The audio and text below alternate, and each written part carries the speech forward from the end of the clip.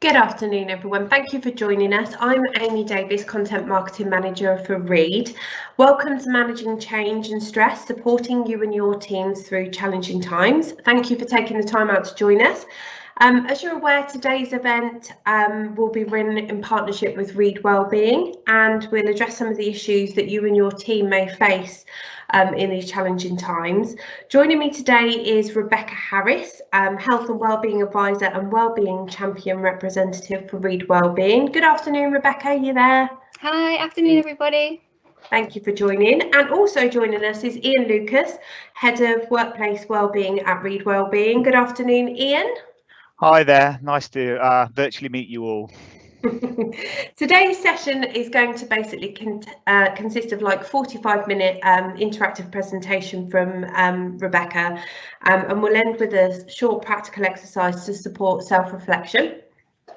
You can put any of your wellbeing or stress-related questions to Rebecca or Ian in the chat function as we go along. Please feel free to do it as you remember as we go along with the session, or when we come to the Q&A session at the end. There will be about 15 minutes for the Q&A.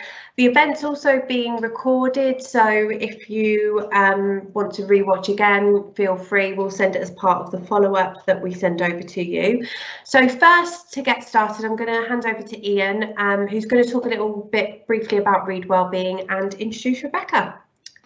Thank you, Amy, and hi everyone, and thank you again for joining us today. It's great to have you all.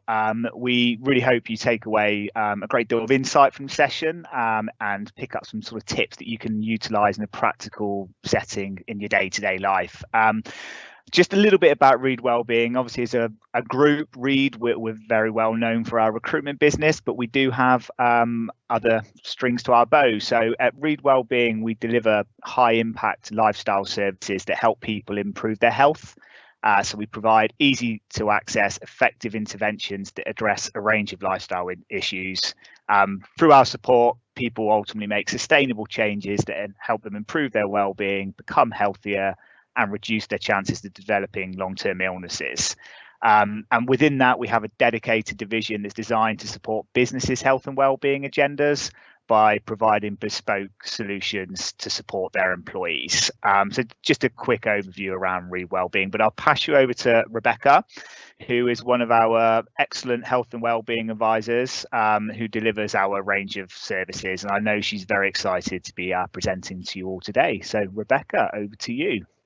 Great, thank you so much, Ian. So yeah, great to have so many of you here on this session today. I'm actually delivering this wellbeing webinar from in Cornwall, hence the beachy background that I have here.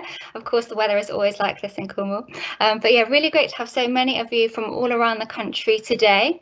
If you do want to participate during the session, as Amy and Ian has mentioned, please just use the chat function. And also, yes, there will be an opportunity to ask questions at the end. Also, feel free to make notes during the session on anything in particular that you feel is relevant for yourselves. So the session today is structured in a way so not only will you be able to practice the tips and techniques during the session, but I will be referencing ones that you can research in your own time as well. I'm conscious we have 45 minutes today, but I'm really keen for you to get as much information as possible, not only during the webinar, but outside it as well. So I would just ask you to pay attention to particular slides that do have a light bulb just in the right-hand corner. Those are the ones where I would encourage you to do a bit of further research after the session. And we will be sending out a follow-up email which will include lots of different really great resources that you can use to help you with those particular topics. Okay, I'm conscious that you all have your own levels of knowledge, on stress and change management. But what we've tried to do with this webinar today is very much give you a nice selection, nice variety of tips and techniques that you can use and select which ones you feel will be most relevant for yourselves or perhaps your teams as well.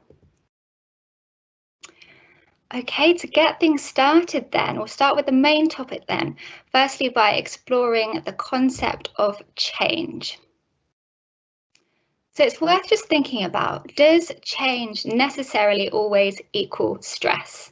If we have a think about it, it's not always the case, but it is a common cause of stress when we are experiencing change, and this can impact our well-being, sometimes in a negative way.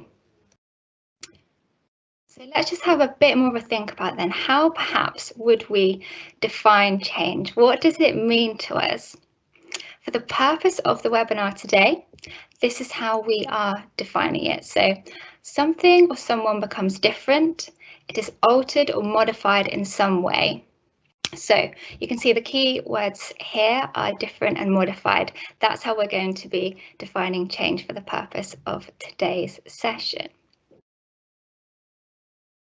And what I'd like you to think about now is how we can experience change on different levels. So we can experience change on a societal level, at an organisational level, sector level, and of course an individual level. And depending on which level we are experiencing change, it can impact our well-being. So just to clarify at the moment then, what we mean by the term well-being is one of those words that is bandied around quite a lot at the moment, but for the purpose of the session today, we're defining it as a state of being comfortable, healthy or happy. Okay, and so we have all recently been experiencing change at a societal level. If you just have a little think about what that might be at the moment, so something that we are all experiencing that is a big change. Of course, it is the pandemic, isn't it? So the coronavirus and the impact that that has had has created absolutely monumental changes to all areas of our lives. So this is something that we are going to be focusing on today in terms of trying to work out what tips and techniques you can use to help manage societal level change, but also on that individual level as well, and how it is impacting you. It is important to note that there are some positive changes that can cause stress as well. So let's say things like moving house, getting married, perhaps getting a new pet, something like that. That can also cause us to experience stress and can impact our well-being, even if it is a positive change. So I'd say the tips and techniques that we are going to provide today relate both to change if we're experiencing change in a negative way, but also in a positive way. You can use them for both aspects of change, okay? So what I'm going to do now, I'm actually going to create a little bit of a mini stressful situation. It's only going to be a bit of stress, but what I'm going to do is give you 60 seconds to think about why change can cause stress, okay? And what I'd like you to do during these 60 seconds is have a good think, make some notes about why you think change can cause stress. And then what I'd like you to do is feedback in the chat function, and then I'm going to ask Amy what your thoughts are, okay? Brilliant. Is everyone clear on that? Yeah. Yep, we'll give it a go, and I'll wait and see what comes through. Talk about pets. Brilliant. Sorry if you can hear my dog chewing his bone in the background. That is definitely added stress today. So just to provide a little bit of atmosphere then, and perhaps cover the dog chewing sound, I'm just going to play a little timer now that's going to indicate when the 60 seconds is starting and when it's finished. Okay, here we go. Can everyone hear that?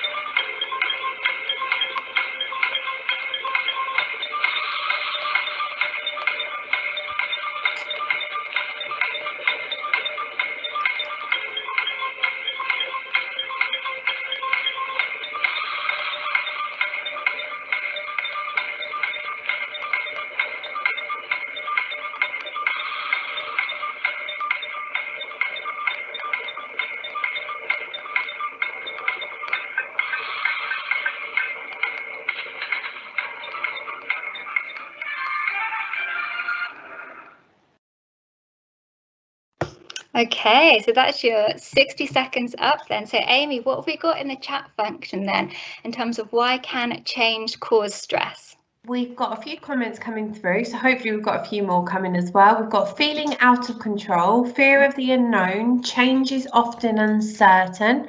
Let's see if we've got any more come through.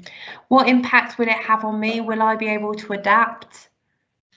Another one, uncertainty, because change can be new and unpredictable, which can cause stress. The not knowing, it can be out of people's comfort zone. Yeah, so it's all that uncertainty, isn't it, by the looks of it? There's a few more coming through just now. We have to bear with it that there's a bit of a delay on these webinars. Being uncertain of outcome, the uncertainty of a new routine, can't plan for every eventuality. Fear of the unknown, unsettling, no routine or change to routine, scary. Oh, a few more. Let's have a look. It might not be what you want. Fear of the unknown and how it will impact my life. So yeah, generally fear of the unknown, I think, is the overriding agreement of everybody. Yeah, exactly. That is the most common one, isn't it? And kind of that uncertainty. And we've really been put in that, haven't we, with the pandemic and things like that. So, fantastic answers, everybody. Thank you so much for sharing. As you can see here on the slide, you've picked out most of them. Yeah, the fact that sometimes the change is unwanted, uncertainty that's created, an impact that it can have. Perhaps we have our routines that can be changed as well. Not having the time to adjust to a change as well, if a change is inflicted on us. But yeah, exactly, you've thought of some really good answers there. And as you can see, it very much links in with how we would describe the effects of change as well, and why it can cause stress. Great, so now we have clearly identified those. We're going to move on to a tool here called the Kubla-Ross change curve. Now, some of you might have heard of this before. It was initially developed by a lady called Elizabeth, and she actually used it to describe the changes when someone goes through grief, and when they experience grief, they are likely to experience these different emotions that you can see on the screen there. It's a really useful model when we're trying to understand change and manage change. And the reason being is that it helps us identify perhaps where we are at in terms of what emotions we are experiencing during change. So initially, we might experience shock and denial. This is actually a defense mechanism that we have developed to help give us time to process the change where possible. And then we might also experience these other emotions here. Eventually, we are likely to hopefully reach the stage of acceptance. So you will notice there is this little light bulb up here. I would encourage you to research this particular model further and just reflect yourselves on perhaps where you think you are on this scale here, and how near are you to perhaps this acceptance of change. One thing that I would like to note in particular is that you might switch between the two. So you might start off with the shock and denial, but then you might bounce along to depression, or then you might go backwards. So it's not necessarily a perfectly linear scale, particularly when we're talking about emotions. It really depends on us as an individual and our own circumstances. But I would say that it is completely normal to experience these types of emotions when we are experiencing change. And by acknowledging these stages can really help us normalize those emotions associated with change, and then work out what kind of techniques we can use depending on what emotion we are experiencing at that time. So I'd really encourage you, if you haven't seen this one before, just to reflect on it yourself, maybe share it with your teams as well, and see where you are on this change curve here. It's a really good tool to be using to help manage change. Okay, so now we have established what change is and how it can affect us, at different levels, societal level, individual levels, etc. We're now going to be moving on to the stress aspect here. And this is where we're going to be talking about the bulk of the techniques to offer support and to help. So when we're talking about stress, we all know what it is to sort of feel stress, don't we? But sometimes it can be quite difficult to define what stress means. So what we are going to do actually is start by thinking about the signs of stress, okay? And you can relate this to yourself or to perhaps others in your team or others that you know. And what I'd like you to do is think about it in these three key categories here, okay? So firstly, think about how you might feel when you experience stress. So that could be emotions such as feeling irritable, feeling anxious. Then I'd like to think about how that affects your behaviour. So perhaps, does it make it more difficult for you to make decisions? Do you start biting your nails? What kind of habits do you have and do you develop? And how do you behave when you are stressed? And then finally, really think about as well how it can affect you physically. So by this, what I mean is thinking about how it affects our bodies. So whether we perhaps breathe in a more shallow way, we might experience some chest pain, we might notice our heart rate increasing. But just take a few moments to think about how you experience stress, or perhaps other around you experience it, in these 3 key categories. And by actually reflecting on it in this way, again, we can work out more tailored strategies to help manage stress. Okay, so I'll just give you a few moments to reflect on that. And if you do have any questions at this point, please just note them down and there'll be plenty of chance to ask at the end of this session. Okay. So now that we have reflected on how we are affected by stress, we are now going to take a go at actually defining it. So there is actually no agreed medical definition of stress, but something that is useful and is used quite commonly is defining it in this way. So you might have heard of the mental health charity Mind. They are a really good organisation and they actually define it in this way as well. I would encourage you to go on their website to look at some resources as well, because they've got loads of fantastic ones on there. Okay, so for the purpose of this session then, we are going to be looking at stress in terms of situations or events that put pressure on us. So for example, occasions where we've got a lot to think about, or we don't have much control over what happens. It's kind of those external circumstances. It's that situation or the event that is putting that sense of pressure on us. Also, another way to look at it is our reaction to being placed under that pressure as well. So this is more about how we respond to that pressure. So it's the feelings that we have when perhaps demands are placed on us that we're finding it difficult to cope with. Okay, so I'd just like you to focus on those 2 key areas then of how we are defining stress. So it's either kind of those external circumstances in terms of the situations or events, or it's how we respond to it and our reaction to being placed under pressure. So what we are going to focus on for the purpose of this session is our reaction to being placed under pressure. The reason why we are focusing on this aspect when we define stress is because this is what is within our control.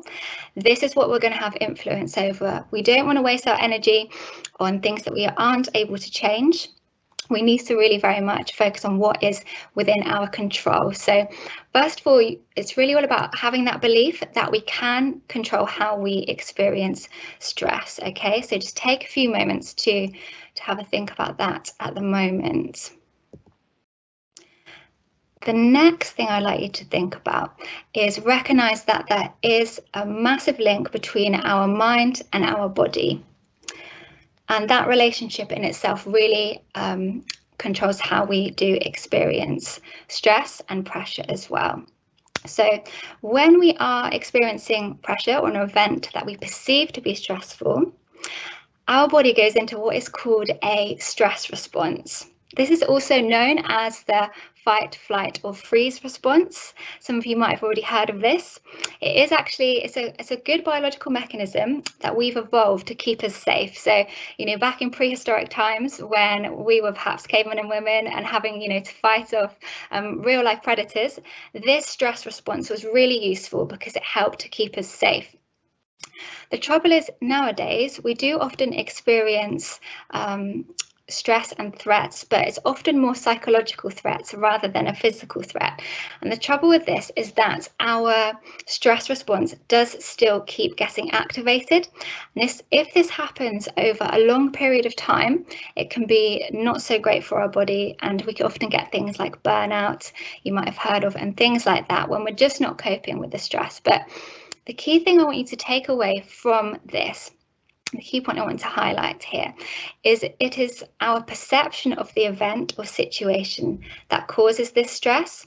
So it's actually how we interpret it and how we perceive it. So therefore, if we can control our perception, we can mitigate this stress response, so we can actually take control of it. So the key here is working out, okay then, so how can I learn to better my perception or interpretation of stress? So that is what we are going to talk about now. So as you can see here with this flow chart, it does demonstrate 3 key ways that we could interpret change or a stressful event or a situation. So as you can see, we have this option here. Some of us might perceive a certain event as actually an opportunity or a challenge.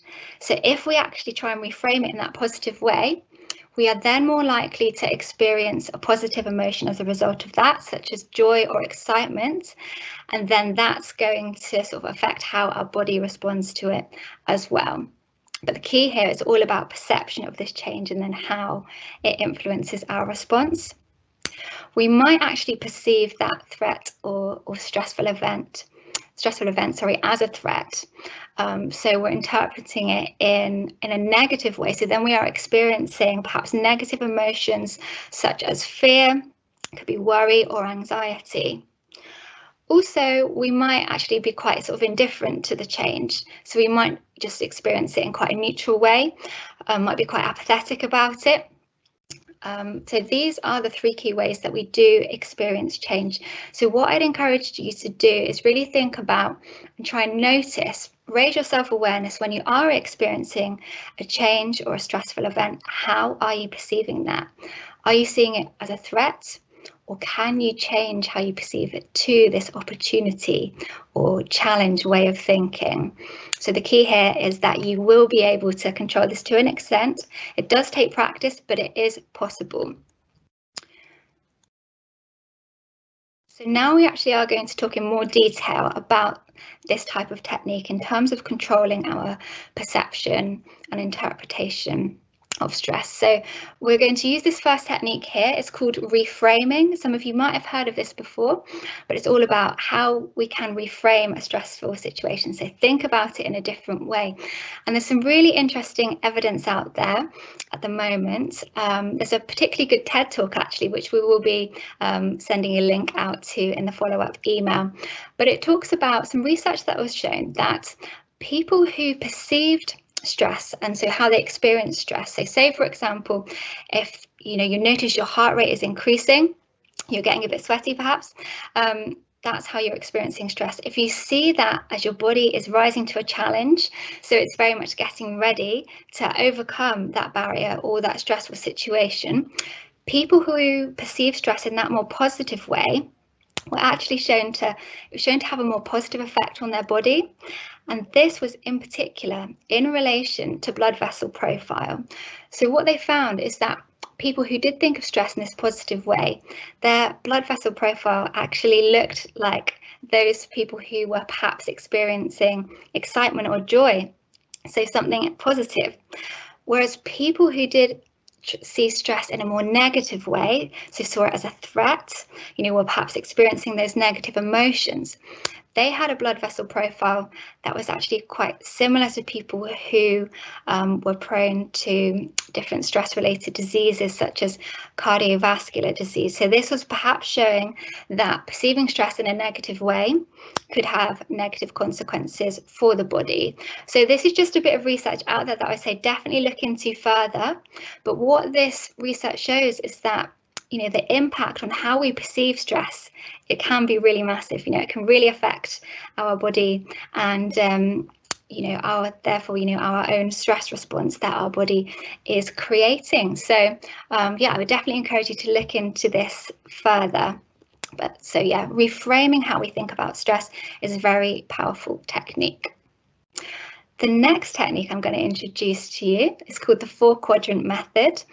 This is something that, again, the charity Mind use, and it works really, really well. So I'm just going to talk you through this now. I would definitely suggest this one for those of you who particularly like structure and, like to write things down, like to note things down, plan things out. This is going to be a good one for you. So the first step is very much to identify your own triggers, okay? A way to do this initially can be perhaps to keep a mood diary. So, noting down your mood and kind of anything that you think is influencing that and perhaps causing you to feel stressed, and really try and see if you can see any patterns. Because once you identify those triggers, then you can start putting things in place. So another suggestion we would make is really focusing on organising your time. So I know you will do this in your own way, that suits you at the moment anyway. And it's just really looking at ways, can you just tweak it so it's really working at an optimum level? So the reason why it's really important to think about how we organise our time is because it helps us to feel more in control, particularly of tasks that we're facing, and therefore more able to handle pressure. So some suggestions for this could be identifying a most productive time of day, do those tasks you least want to do during those parts of the day.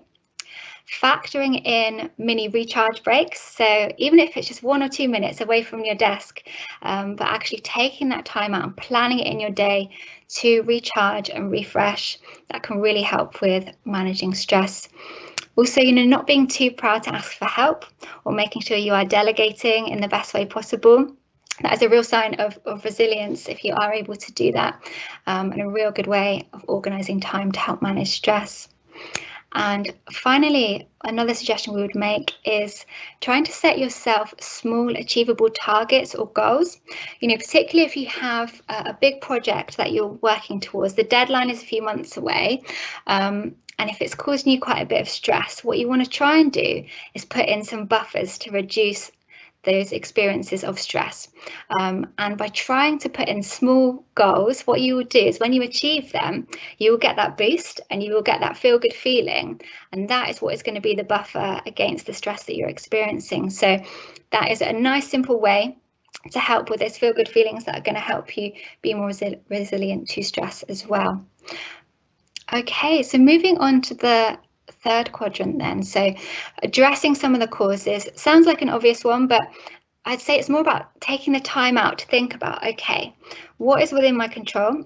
Is there anything practical I can do that, I've got influence over, that I can change? That is a really key aspect when trying to manage stress. And then finally, I would argue this is one of the most important ones within this quadrant, is accepting the things that you cannot change. So there's lots of that happening at the moment, isn't there, with the pandemic and things, but really try and put your energy and focus into what you have influence over, because if you're putting it into things you can't change, then you're just going to get the burnout and it's not going to help with stress management. So perhaps take some time out to make a list of those things that you're not able to change. Write them down, rip out the piece of paper, screw it off and just throw it in the bin. That could be a good way of sort of releasing any of that kind of angst around things that you are unable to change. Okay, so that is the 4-quadrant method. So now we're going to move on to the next technique here. So this one is all about living a stress-reducing lifestyle. So it's one of those things, if we are already quite stressed because of the lifestyle that we lead, our stress levels are going to be high, aren't they? So then if a stressful event comes along, it's going to send our stress off the scale and we're not going to be able to manage it in the way that we want to. Whereas if we are living what we would call a stress reducing lifestyle, our stress levels will be much lower. So then if that stressful event happens, our stress levels, yes, they might increase, but they will still be at a manageable level. So this is really, I would say, kind of the foundation of stress management, is actually taking a look at our lifestyles, thinking about what we can influence and what we want to prioritise. So what we've got here is 4 key suggestions. Some of you might be already focusing on some of these. I would say always try and start with sleep. This is a real foundation of well-being, because if we're not sleeping well, we're perhaps not going to be bothered to want to kind of cook healthy meals. We're less likely to have the energy for exercise and those other things that are good for our well-being. So really try and make sure that you are getting enough sleep and enough quality sleep as well. And think about your sleep hygiene. So essentially what that means is behaviours that promote a good sleep. So it's simple things like not using screens too soon before you go to bed, perhaps trying some relaxation techniques such as meditation. In the follow-up email, I've actually made a suggestion of a particular really good free app that you can use to help with relaxation. So just keep an eye out with that for the follow-up email. But yeah, focusing on sleep is a really good way to help with managing stress. Also, trying to get some exercise in your life that you enjoy. That's the key thing. It has to be something that you're going to find fun, or something that isn't too awful. You know, it's got to be something that you will find enjoyable on some level. And the reason why exercise is so great with managing stress is that it does actually help get rid of our stress hormones that get released. So it helps our body process them.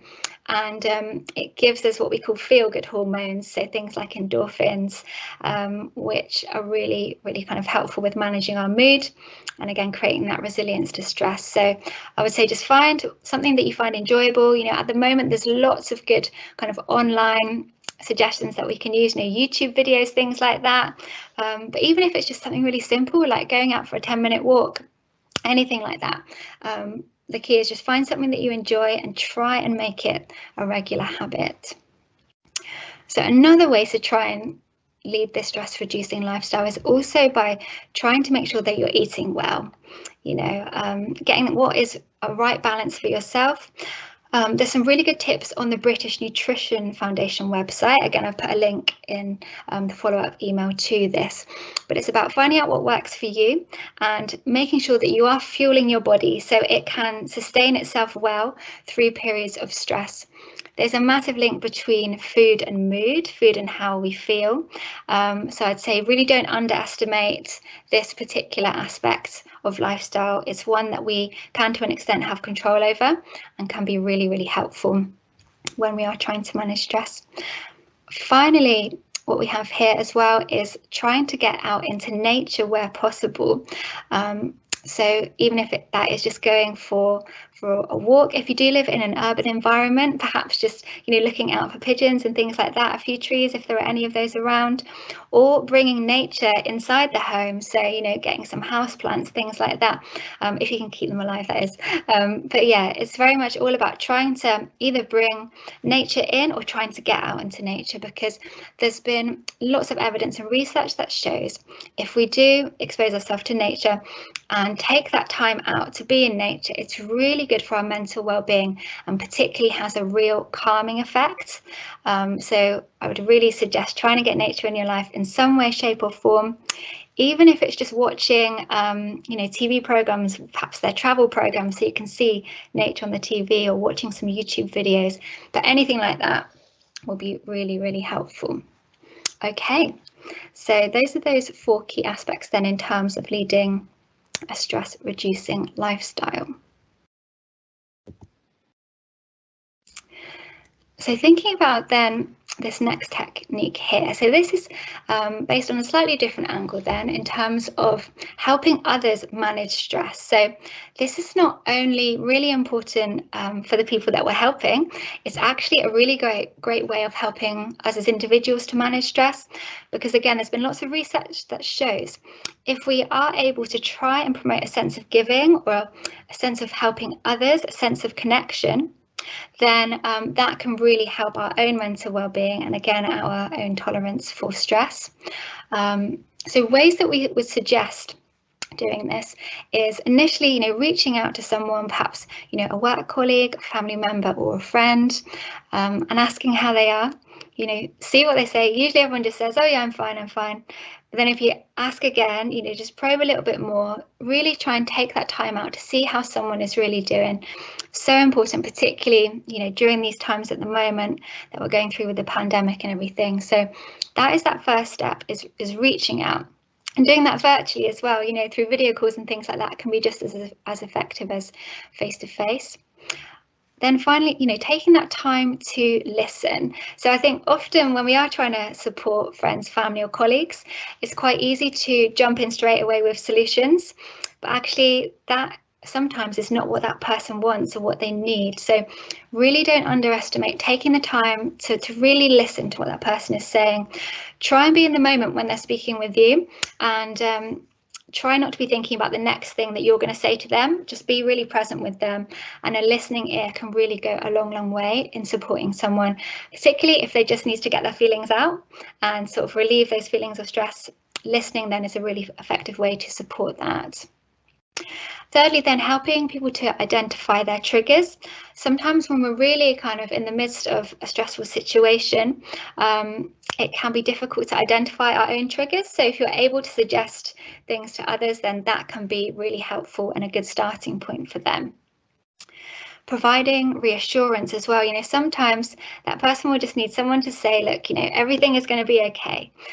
Just providing that reassurance and that support in that way is going to go a long way.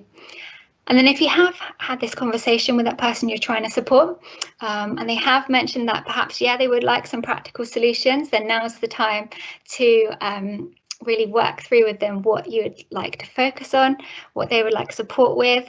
A good little tip is just asking, does that person want comfort or do they want solutions? And then you can either kind of take the listening tact or the offering solutions tact there as well.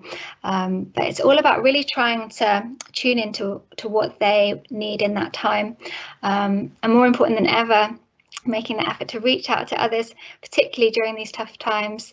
And if we all work together to manage stress and pressure, that can really help, particularly, thinking about team dynamics and things like that. Really important.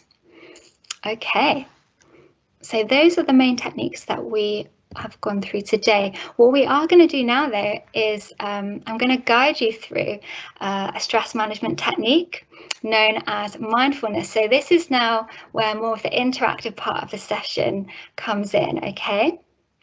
So some of you might have already heard of mindfulness. Again, it's something that has been talked about quite a lot recently. Some of you might have already tried it. Some of you might not have. So if you haven't tried it, now is your chance. Just to introduce it, then, the way I like to describe mindfulness is that it's all about being in the present moment. So it's not about dwelling on the future. It's not about worrying about the past either. It's about being in the here and now. That's it in a very simplistic form. If you want to kind of get a bit more detail on it, as you can see here from the slides, they're referring to it's about being fully present, aware of where we are and what we're doing, and not being overly reactive or overwhelmed. So that's a key point there when we think about stress management. Often when we're stressed, we might feel overwhelmed. We might react quite quickly to things. So mindfulness is going to really help us perhaps be less reactive and feel less overwhelmed. Essentially, it allows us a bit of time to pause, a bit of time to reflect as well, and then decide how we want to react to something. So going back to that notion of how we perceive stress and how we interpret it. If we are practicing mindfulness, that can really help us raise our self-awareness as well to how we perceive a certain situation, because it's going to give us time to reflect on that. Okay, so yeah, essentially mindfulness, all about being in the present moment. And just to give you a bit of an idea about the research that backs mindfulness practice up, so there is some research that shows it can cause structural changes within the brain for people that are practicing mindfulness very regularly. And it can affect parts of the brain that are used in managing stress. So it's really interesting that there has been scientific evidence to show that. And also there have been studies that show it can help with memory as well and learning. So yeah, mindfulness is really great for well-being in general. So I'd encourage you to give it a go. So what I'm going to do now is start by guiding you through a mindful exercise, okay? So there's lots of different types of mindfulness. The type of mindfulness we are going to practice today is called mindful breathing. So what I'd like you to do, if you are able to, first of all, make sure that you're sitting comfortably and try and kind of shut out any noises or distractions that you might have around you. And firstly, I'd just like you to try and make sure your posture is as good as possible at the moment. So a good way to do that is to imagine that there's a piece of string at the top of your head and it's pulling you upwards, okay? So really imagine that and visualize that. And then just take some time now to roll your shoulders backwards, okay? Try and think about engaging those core muscles in your stomach area And what I'd like you to do now is just place your hands just on the tops of your legs if you're able to, and start noticing your breathing, okay? And what I mean by this is noticing the sound that you're making when you're breathing. Perhaps as well, noticing the temperature of the breath. So is it perhaps cooler when you're breathing in? Does it feel slightly warmer as you breathe out? And just notice the rhythm of your breath. You know, we will all be different when we're breathing, but really just take the time to notice, okay? Remember, mindfulness is all about being in the present moment. And a really good way to do that is through tuning into our senses. So that's what we're doing now whilst we are focusing on our breathing. Okay, so what I'd like you to do now is try and breathe in through your nose and then out through your mouth. If you've got a cold, don't worry, that might not work. Just focus on breathing out through your mouth. But if you are able to, breathe in through your nose and out through your mouth in a rhythm that suits you. And again, just really paying attention to the temperature of the breath, the sound of the breath. I would encourage you to close your eyes as well. If you are able to, that really does help us tune into our senses. So I'm just going to leave you for a few moments now to really focus on the rhythm of your own breath and allow you to really notice how it feels when you're breathing in through the nose and out through the mouth. So I will go quiet for just a few moments, then I'll continue to guide you through the mindful breathing exercise.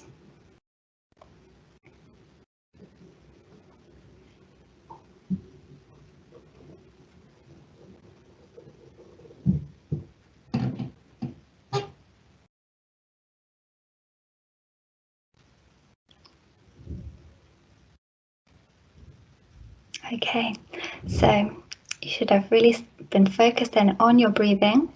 What I would encourage you to do now is, if you're able to, just place one of your hands on your stomach and really try and notice the rise and fall as you are breathing in through your nose and out through your mouth.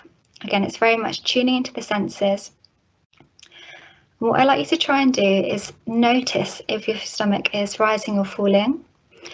If it's not, it could mean that you're breathing quite shallow, and you might be breathing more from your chest area. If that is happening, really try and imagine as you are breathing through your nose that the air is flowing right down sort of through the lungs, deep into the pit of the stomach, and really try and change where the breath is going. Try and really notice it flowing into the pit of the stomach. And try and start taking perhaps slightly deeper breaths than you had been taking at the beginning of this practice. Again, find your own rhythm, but the key is what we're trying to do now is slowing the rhythm of the breath down. So I'll give you a few moments to focus on that. And again, just think about the sensations. So the temperature of your breath, the rise and fall when you're breathing in and out, and really just be in this present moment.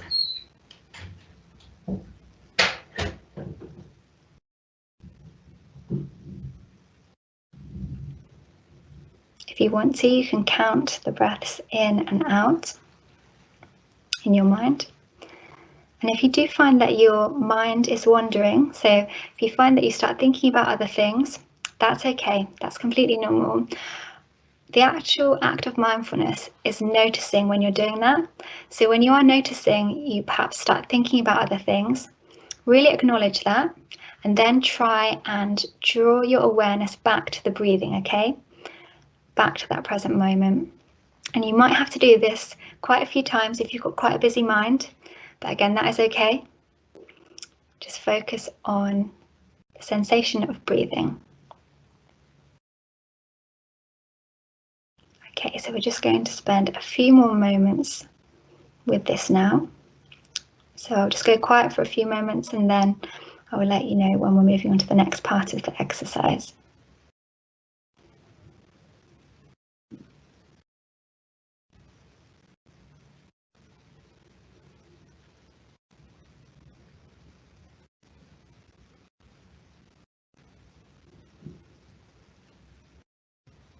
Okay, so just take a really nice deep breath now, perhaps the deepest breath that you've taken all day. And then when you feel ready, if you've got your eyes closed, please open them now. And just take the time to notice what's around you when you open your eyes. What can you see? What can you observe? And if you want to do a little stretch, just to try and waken up the body again, that's absolutely fine. That's something that I would encourage. So there we go, mindful breathing, everyone. So well done for those of you who haven't tried that before and gave it a go. And for those of you that are already familiar with the technique, thank you very much for joining in. The reasons why this particular mindful breathing technique works well is when we are taking deep breaths in and we are slowing our breaths down, this actually has an effect on the nervous system, and what it does is it helps us slow our heart rate down. So this particular mindful technique is good when we're feeling stressed because, as I mentioned earlier, our heart rate is often elevated when we're stressed. So if you are prone to that and you do notice that happening, what I would encourage you to do is perhaps try some mindful breathing, and that's going to really help slow the heart rate down and really help with your stress response. Okay, so hopefully you enjoyed that practice there.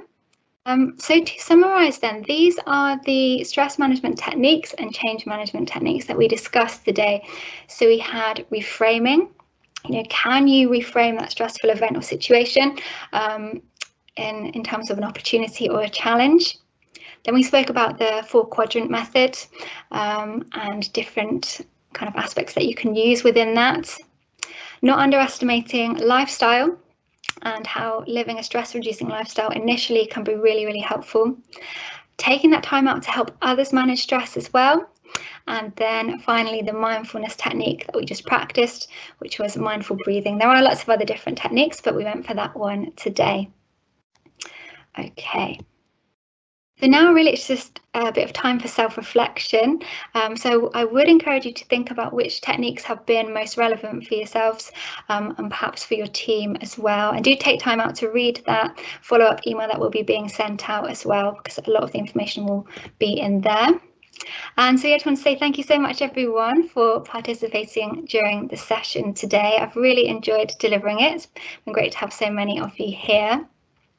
And what I will do is just leave Ian's contact details here on the screen. So if you do have any other further questions after the session, please feel free to contact him, and he'll be the go-to there for any kind of contact.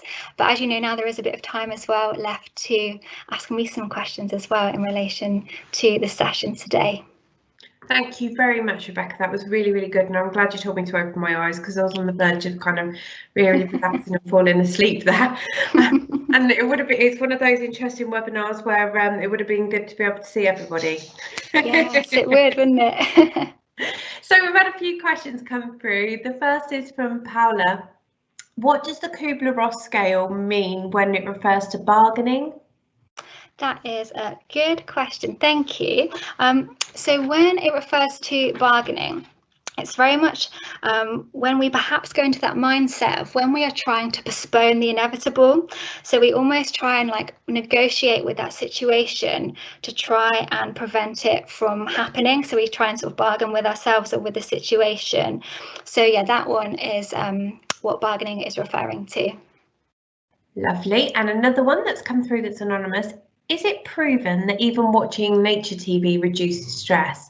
This person lives in an urban concrete environment, so I was just wondering whether you've ever heard of that and whether it's true.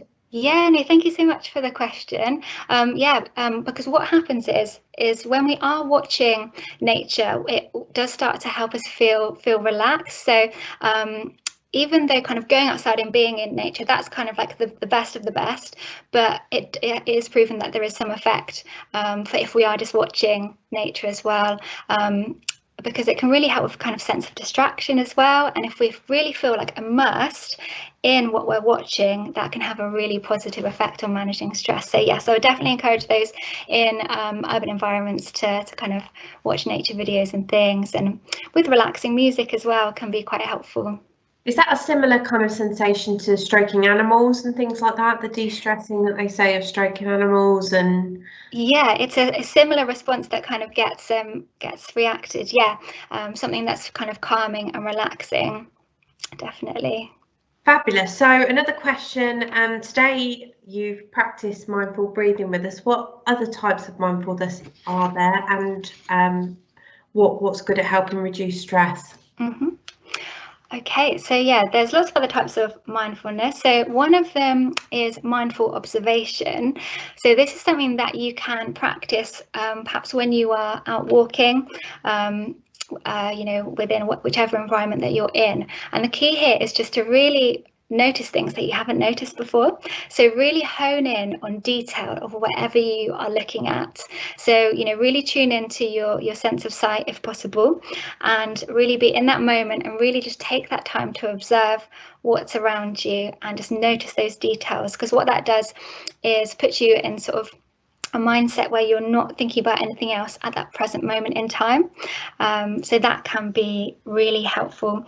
Also, things like mindful listening. So you can do this anywhere. So what I would encourage is just pick a piece of music, perhaps one that you haven't heard before, and then really take the time to tune into your sense of hearing if you're able to, and perhaps pick out kind of different parts of the song that you're listening to. So perhaps tune in more to the percussion, or perhaps more to the voice. But again, really just draw your attention and notice as much as possible to help you be in that present moment. So yeah, mindful observation, mindful listening are really good. Finally, there's also mindful appreciation as well. So this is very much trying to find things that you are grateful for each day. So even if that's just one thing at the end of the day, really reflecting on that can really help with managing stress as well. So it's anything essentially that you will find relaxing. And what I would say is just try all of these different techniques, but find what works for you, because we are all different. And the good news is that there are lots of resources out there, and there will be in the email that we send out as well. Fabulous. Another one's come through. Are there any particular stress reducing foods or drinks? This person has heard that tea's good. Is that right? Interesting. Yeah. So when it comes to nutrition, we hear loads, don't we? There's loads in the media around, what is good for us, what isn't good for us. In terms of tea, what I would say is trying to avoid caffeinated tea, because that can, increase our heart rate and cause us to feel a bit stressed. So perhaps trying things like a herbal tea and drinking it in itself will have a calming effect. So what I would say, there's no one particular food or drink that is like the best stress buster, but there are perhaps foods with caffeine in that are stimulants that are not very good for stress levels. But the act of drinking, a tea, that sensation is quite nice and comforting within itself. So it's more that is going to have the impact on itself. But I would say have a look at the British Nutrition Foundation website for the most up-to-date information on foods and nutrition. Fabulous. We've got one from Belinda. If stress is stopping you sleeping, how can you then get the sleep that you need? That is a good question. Yeah, very good question, Belinda. Thank you. So what I would say with this, if it's the stress that's keeping you awake, if you're feeling anxious at night, it's all about trying to make the bedtime routine as relaxing as possible, and then having strategies in place for when you wake up. So what I would suggest is, things like trying to have a clutter-free room, trying to have perhaps one or two things around you that you can see that you find comforting or relaxing. Trying to make sure that you're not around too many bright lights before you're going to sleep. Perhaps using earplugs if you're in a sort of a noisy environment, that sort of thing. And then just trying to get as relaxed and as calm as possible. If you're struggling with kind of thoughts that are on your mind that are keeping you awake, have a notepad by your side just to try and write all those thoughts down. Try and empty your mind where possible. Perhaps practice a bit of meditation before. An app I would suggest is called Insight Timer, and that's a free meditation app. We'll put a link to in the email. And then if you do eventually fall asleep, but then you're still getting woken up throughout the night because you've got those thoughts, so you're feeling stressed, what I would say the biggest thing at that point is to try and accept the fact that you're awake. So rather than trying to think, oh my gosh, I should be asleep by now, look at the time, and getting stressed, just think, okay, I'm awake now, it's happening.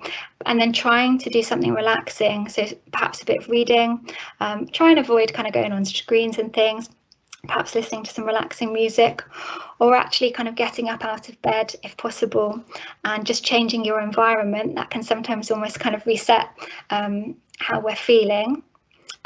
Also as well, if another little tip, if you're too warm, it can be really difficult to sleep. So if you've woken up and you're quite warm, you're quite flustered, taking time out, just have a little walk around so you cool your body temperature down, can be helpful. So yeah, a few little tips and techniques to help with sleep there. Essentially, it's about trying to find ones that work for you, that help with calming the mind. Brilliant, thank you for that. There's a few more. Emma, do you have any tips for conducting stressful meetings such as restructure launches to reduce some of the stress for staff who may be hearing news of change? Yeah. So the key here, I'd say, is about trying to prepare them for the change as much as possible. So you might have done this already, but it's about almost trying to introduce kind of little steps beforehand, so people aren't going in there with too much uncertainty. You really want to try and help them feel that they are kind of in control to some extent, and they are aware, to some extent, of what is happening. So yeah, it's about trying to reduce the uncertainty where possible and helping them to feel as prepared as possible for what is going to happen during the meeting. So perhaps if you're not allowed to share, confidential details or anything like that, but just trying to set kind of some sort of expectation to try and reduce that fear of the unknown. It's about those two things, trying to reduce fear of the unknown and uncertainty, really, I would suggest. Brilliant. My dog's currently having a silly upstairs. You can hear him barking. Okay, one last one I think we've got time for from Chris. For those at the point of burnout, I wonder if you have any tips to come back to a normal, productive frame of mind. Yeah, so when we have had burnout, we just feel really frazzled, don't we? And we can often really sort of struggle with motivation to get ourselves back on track. So what I would say with this, it's all about setting those small achievable goals. So nothing that's going to feel too overwhelming, because if we burn out, we will have been overwhelmed. Okay, so it's all about setting those small achievable goals so that you will start to get those feel-good feelings back in place, and really not underestimating your achievements. Taking the time out to celebrate your success on those small goals, really noticing what is going well. Particularly if you've had burnout, you might have experienced, quite a lot of negativity and not feeling so great. So it's about then trying to identify, okay, what is going well, even if it's just something really small. So I'd say, yeah, in a nutshell, then it's all about small achievable goals and practicing gratitude and celebrating success where you can. Brilliant, thank you so much for that. That's absolutely super. So I think that's about all we've got time for. I think we've timed it pretty well today. We've not gone over, or we've not gone too far under. Thank you so much, Rebecca, for all your feedback. It's been and information. It's been really helpful, and for Ian for introducing what Reed Wellbeing does. Thank you everyone for taking the time to join us. Do keep an eye out on our social media for our up and coming events, or speak to your Reed consultant, and do keep an eye out for an email that will be coming to you either later today or tomorrow, just summarising everything, recording of the event, and some useful reading information and materials that can help you read up more on it. So thank you everyone for joining. Thank you, Rebecca. Thank you, Ian, and have a lovely rest of the afternoon, everybody. Thank you. Great. Thank you, everyone. Thank you.